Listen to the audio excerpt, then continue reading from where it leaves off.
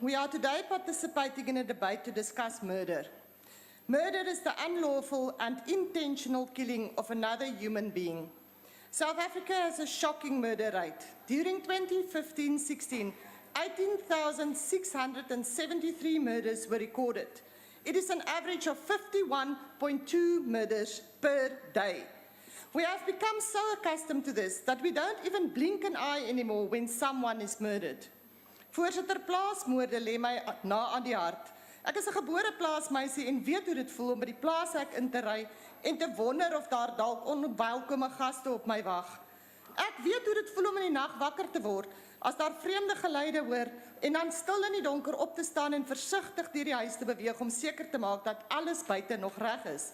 Ek vrees elke dag dat iemand na aan my en waarvoor ek lief is op 'n plaas vermoor kan word. Wat ek nie weet nie, is hoe dit voel om te hoor dat een van jou geliefdes of werkers in 'n plaasmoord gesterf het. Terwyl moord in ons land buite beheer is, kan niemand hier vandag sê dit al nie bewus is van die gruwelmoorde wat op Suid-Afrikaanse plase plaasvind nie. Chairperson, we may disagree with the reasons for these murders. Some may say it's because farmers mistreat their workers or because they stole our land. But we have to agree that the torture of any person by another is inhumane and barbaric. This year alone, we have seen more than 70 attacks on farms where 20 people lost their lives. Let me tell you how three of these attacks happened. On 13 January this year, the 69-year-old Mrs. Kitson were killed while recovering from a hip operation and sitting in a wheelchair. Mrs. Kitson was repeatedly stabbed with a sharp object and then her throat was slit. Her husband was also found with his throat slit.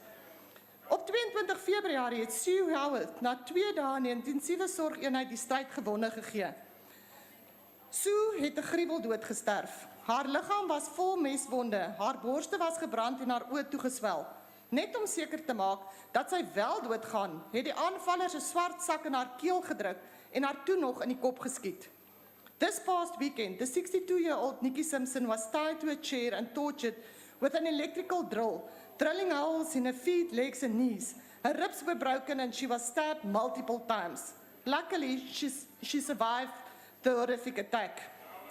How is it possible that even one person could get burned with hot water, an iron dripping plastic, a blowtorch, slaughtered like an animal, and no one says a word? Why are we quiet when it comes to crimes affecting farming and rural communities? Could I assume that we are quiet because these victims are farmers? Hierdie aanvalle is nie slegs teen boere nie. Plaaswerkers word ook hierdeur geraak.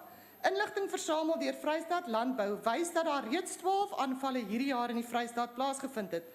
In 7 gevalle was dit teen plaaswerkers gerig. Op Saterdag 11 Maart is 2 werkers naby Kroonstad deur 10 rowers aangeval en aangerand. Crime and violence is affecting and dehumanizing all people in farming and rural communities, irrespective of their racial identities. When then does the government turn a blind eye to these? Why does the government refuse to take decisive action to protect its farming and rural communities?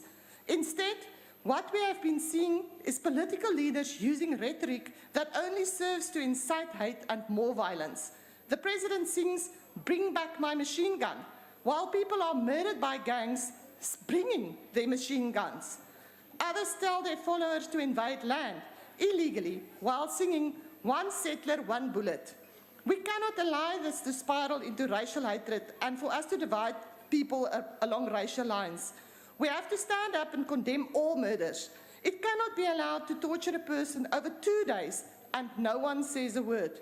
It cannot be allowed for a person to shoot someone and then say, "I thought it was a monkey." We must take collective responsibility for our divided country by ensuring that all our citizens feel safe and secure. Ek het die afgelope maandag na Mpumalanga, KwaZulu-Natal, Gauteng en die Vrystaat gery om met boere oor landelike veiligheid te praat. Die Demokratiese Alliansie stel die volgende voor. Plaasaanvalle moet as prioriteitsmisdaad geklassifiseer word sodat meer hulpbronne aan die landelike veiligheidseenhede toegewys kan word. Dit is belangrik dat hierdie aanvalle vorentoe as 'n afsonderlike misdaadkategorie vir statistiese doeleindes geklassifiseer word. Misdaadintelligensie moet betrokke wees ten einde te bepaal of daar 'n skakel bestaan tussen plaasaanvalle waar kriminele vir wapens soek en ander syndikaatverwante misdade in Suid-Afrika. Plaasaanvalle word goed beplan en uitgevoer en kan nie meer as gewone misdaad beskou word nie. Die reservisteprogram in landelike gebiede moet behoorlik geïmplementeer word met 'n daadwerklike poging om boere, plaaswerkers en plaasbewoners op te werf en op te lei. Trauma-ondersteuning moet aan die slagoffers en families verskaf word om hierdie gruwelike werklikheid te hanteer.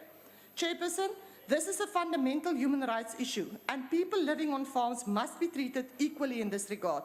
The ANC should not show less care to a particular group of people based on race. Condemnation of attacks should come from government and stereotyping of farmers must stop. The Democratic Alliance would like to offer its condolences to all people who have lost their lives in our violent South Africa. Thank you.